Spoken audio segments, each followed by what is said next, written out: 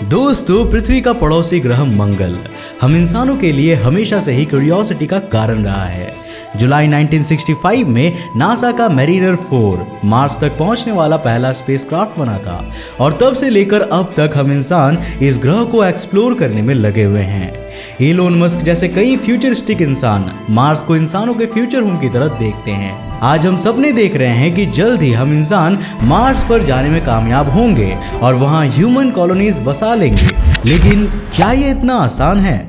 धरती से करीब 38 करोड़ किलोमीटर दूर स्थित इस ग्रह तक जाने में हमारे स्पेसक्राफ्ट्स को 7 से 8 महीने का समय लग जाता है। अब इस लंबे सफर के लिए इंसान तो किसी प्रकार से अपने खाने पीने का इंतजाम कर सकते हैं, लेकिन स्पेसक्राफ्ट का क्या? वो भी तो बिना फ्यूल के नहीं चल सकता ना। अब एक बार का रॉकेट फ्यूल इंसानों को मार्स तक तो ले जा सकता है, लेकिन वहां से वापस आने के लिए फ्यूल कहां से आएगा? आपको जानकर खुशी होगी कि वैज्ञानिकों ने इसके लिए एक बेहद ही सरप्राइजिंग और इनोवेटिव तरीका निकाल लिया है। अभी मजा आएगा ना भिड़ो। अब लाइफ बॉय से हाथ धोकर हम जिन 99.99% बैक्टीरियाज को मारने की कोशिश करते हैं, वही बैक्टीरिया मार्स पर इंसानों को जीवन देने वाला है। झूठ बोल रहा है। अरे नहीं, ये झूठ या जुमला नहीं है और मैं बिल्कुल सच कह रहा हूँ। वाह मोदी जी, वाह वाह। आज के इस वीडियो में मैं आपको बताने वाला हूं कि कैसे धरती की बैक्टीरिया मार्स पर जाकर हमारे लिए रॉकेट फ्यूल बनाने वाले हैं। तो हेलो गाइस, मैं हूं कौशिक और चलिए आज आपको बताते हैं बैक्टीरिया से रॉकेट फ्यूल बनाने की रेसिपी। दोस्तों, फिलहाल नासा और दूसरी स्पेस एजेंसीज मार्स पर अपने मिशंस को भेजने के लिए जिस रॉकेट फ्यूल का इस्तेमाल करती है, उसमें लिक्विड ऑक्सीजन और मीथेन होता है। ये दोनों ही चीजें मार्स पर मौजूद ही नहीं है। एक तरफ जहां मार्स का एटमॉस्फेयर 95.97% कार्बन डाइऑक्साइड का बना हुआ है, तो यहां सिर्फ और सिर्फ 0.146% ऑक्सीजन है और मीथेन का तो कोई नामो निशान ही नहीं मिलता। मतलब अगर हमें मार्स से धरती की ओर अपनी रिटर्न फ्लाइट का इंतजाम करना है, तो हमें उसके लिए जरूरी फ्यूल भी धरती से ही लेके जाना होगा। इसके लिए हमें 30 टन से ज्यादा लिक्विड ऑक्सीजन और मीथेन की जरूरत होगी और नासा का मानना है कि इसके लिए हमें करीब $800 करोड़ खर्च करने होंगे।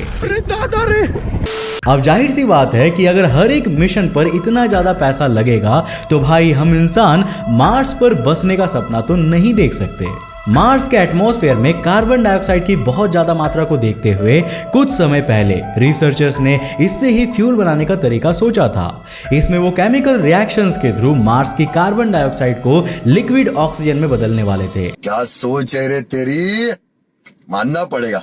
लेकिन यहाँ प्रॉब्लम ये थी कि केमिकल रिएक्शंस के थ्रू हम मार्स पर मीथेन नहीं बना सकते और अगर कुछ टेक्नोलॉजिकल एडवांसमेंट करके हम ऐसा करना भी चाहें, तो ये हमें धरती से मीथेन भेजने से भी ज्यादा महंगा पड़ेगा।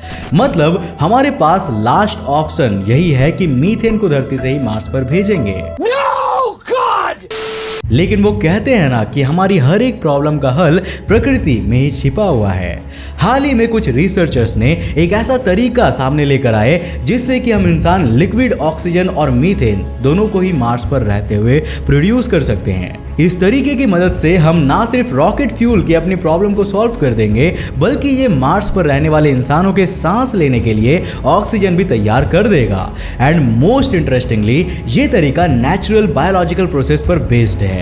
इस नए तरीके में मार्स पर 2 प्रकार के बैक्टीरिया भेजे जाएंगे। पहला है साइनोबैक्टीरिया और दूसरा है ई कोली बैक्टीरिया। ये दोनों बैक्टीरिया मिलकर मार्स की सरफेस पर हमारे लिए रॉकेट फ्यूल बनाएंगे। अब आप सोच रहे होंगे कि भाई, जो काम हम इंसानों जैसे इंटेलिजेंट जीव नहीं कर पा रहे हैं, वो ये बैक्टीरियाज कैसे कर पाएंगे? तो चलिए इस पूरी प्रोसेस को डिटेल में समझते हैं। सबसे पहला काम होगा साइनोबैक्टीरिया का। ये वही जीव है जिन्हें धरती के एटमॉस्फेयर को ऑक्सीजन रिच करने और यहाँ जीवन की संभावना को डेवलप करने का श्रेय दिया जाता है। साइनोबैक्टीरियाज प्लांट्स की तरह फोटोसिंथेसिस की प्रोसेस से अपना खाना बनाते हैं।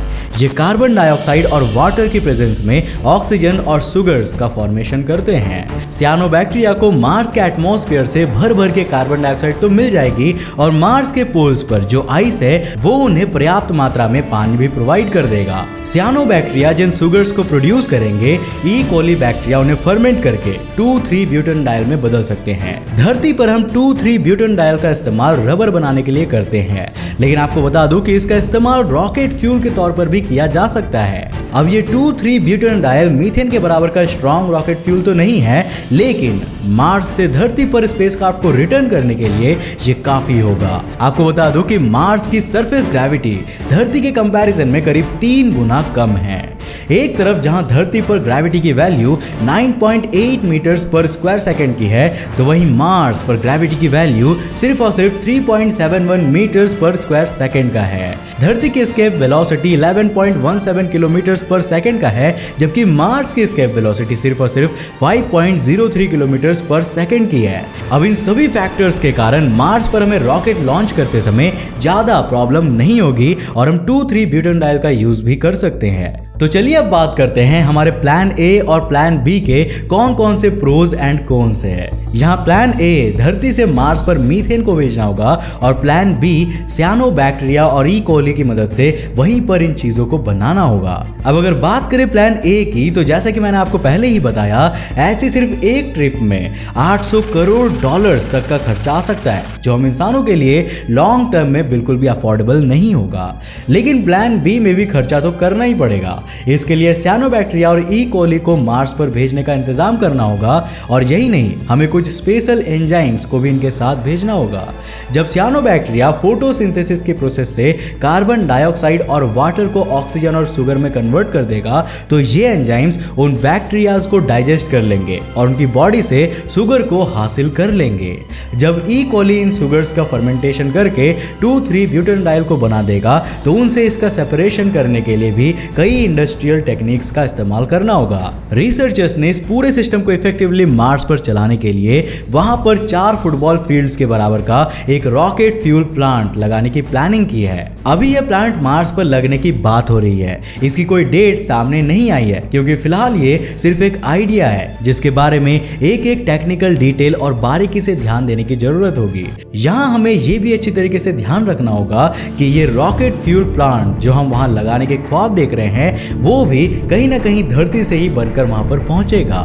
मार्स पर इसे बनाना तो इम्पॉसिबल ही है। अब अगर हम 4 फुटबॉल फील्ड्स के बराबर का रॉकेट फ्यूल प्लांट वहां पर बनाने जाएंगे, तो इसके लिए लाखों करोड़ों टन मटेरियल की जरूरत होगी, और ये सारा मटेरियल हमें धरती से ही रॉकेट्स की मदद से भेजना होगा। इसमें इनिशियली कई मार्स मिशंस लगेंगे और ढेर सारा पैसा इन्वेस्ट करना होगा। हालांकि इन्वेस्ट मैं इसीलिए कह रहा हूं क्योंकि ये लॉन्ग टर्म में हम इंसानों के लिए प्रॉफिटेबल साबित होने वाला है। सियानोबैक्टीरिया और ई कोली ना सिर्फ लिक्विड ऑक्सीजन और मीथेन को बनाएंगे, बल्कि वो करीब 44 टन ऑक्सीजन गैस का फॉर्मेशन भी करेंगे। ये ऑक्सीजन गैस वहां पर मौजूद इंसानों को सांस लेने में मदद करेगी, और कुछ गैस वहां के एटमॉस्फेयर में ऑक्सीजन की मात्रा को बढ़ाने में भी हेल्पफुल होगी। अब जरा आप ये इमेजिन कीजिए कि अगर हम ऐसे कई सारे प्लांट्स वहां पर लगा लेते हैं, तो मार्स के एटमॉस्फेयर में ऑक्सीजन की मात्रा तेजी से बढ़ेगी और फ्यूचर के इंसानों के लिए ये लाइफ की कंडीशंस बना सकती है। वैज्ञानिकों का तो ये भी कहना है कि अगर हम इन बैक्टीरिया की प्रोडक्टिविटी को इनमें जेनेटिक मॉडिफिकेशंस करके बदल दे, तो ये और भी ज्यादा और पहले से ज्यादा इफेक्टिवली ये काम कर सकते हैं। अब यहाँ मैं आपको मार्स पर बैक्टीरियाज को भेजने का एक और एडवांटेज बताना चाहूंगा। अगर हम धरती पर जीवन के शुरुआत के बारे में बात करें, तो यहाँ पर भी जीवन बैक्टीरिया जैसे माइक्रोब से ही इवॉल्व हुआ था। मतलब हम इंसान या डायनासोर सीधा सीधा पैदा नहीं हो गए थे। मार्स पर माइक्रोब्स को भेजने से वो वहाँ के सॉइल की कंडीशंस को भी बदल सकते हैं और लॉन्ग टर्म में उस ग्रह को पूरी तरह से ट्रांसफॉर्म कर सकते हैं। हमारा प्लान बी यानी कि मार्स पर ही लिक्विड ऑक्सीजन और मीथेन को बनाना इसीलिए भी ज़्यादा बेटर है क्योंकि इससे हम मार्स की रिसोर्सेज का भी यूज़ कर रहे हैं। अगर हम धरती से मीथेन को लगातार भेजते ही रहेंगे तो ये ना सिर्फ हमारे लिए आउट ऑफ बजट साबित होगा बल्कि ये धरती के रिसोर्सेज को आज से कहीं ज़्यादा एक्सप्लॉइट कर देगा। हालांकि यहाँ हमें एक डिसएडवांटेज को भी जान लेना चाहिए। अब जैसा कि हम जानते हैं कि हमारी धरती सूरज के हैबिटेबल जोन में आती है, इसीलिए यहाँ का टेम्परेचर ना तो बहुत ज़्यादा है और ना ही एकदम ठंडा। लेकिन मार्स का टेम्परेचर ऑलरेडी बहुत कम है। कार्बन डाइऑक्साइड किसी भी ग्रह के टेम्परेचर को इंक्रीज करता है। मार्स के एटमॉस्फेयर में 95.97% कार्बन डाइऑक्साइड होने के बावजूद ये काफी ठंडा प्लैनेट है। अब अगर हम इसके एटमॉस्फेयर में कार्बन डाइऑक्साइड की मात्रा को कम करते जाएंगे तो इसका टेम्परेचर और भी ज्यादा गिरता जाएगा। हमें इस फैक्टर को भी कंसीडर करके चलना होगा। वैसे आप इसके बारे में क्या सोचते हैं? क्या मार्स पर माइक्रोब्स को भेजना एक अच्छा आइडिया है? और क्या ये सच में मार्स पर हमारे फ्यूचर को बदल सकता है? हमें नीचे कमेंट करके जरूर बताना। मुझे उम्मीद है दोस्तों कि आज के इस वीडियो से आपने काफी कुछ नया सीखा होगा। अगर सीखा तो इस वीडियो को एक लाइक करने के साथ साथ अपने फ्रेंड्स और फैमिली के साथ जरूर शेयर करना। दोस्तों अगर आप नए हो इस चैनल पे और ऐसे इंटरेस्टिंग वीडियोस देखना चाहते हो तो हमारे चैनल को सब्सक्राइब करने के साथ साथ नोटिफिकेशन बेल को ऑन कर देना ताकि आप देख सको हमारे वीडियो सबसे पहले। तब तक के लिए बाय, जय हिंद।